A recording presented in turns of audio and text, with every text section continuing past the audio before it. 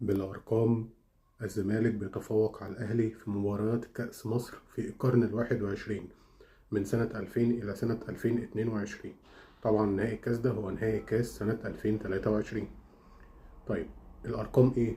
الأهلي والزمالك اتقابلوا 5 مرات في نهائي الكاس. ال5 مرات دول الأهلي كسب مرتين والزمالك كسب 3 مرات. طيب عدد ألقاب الكاس، الأهلي حقق في القرن ال21 7 ألقاب لبطولة كأس مصر، أما الزمالك فحقق 9 ألقاب.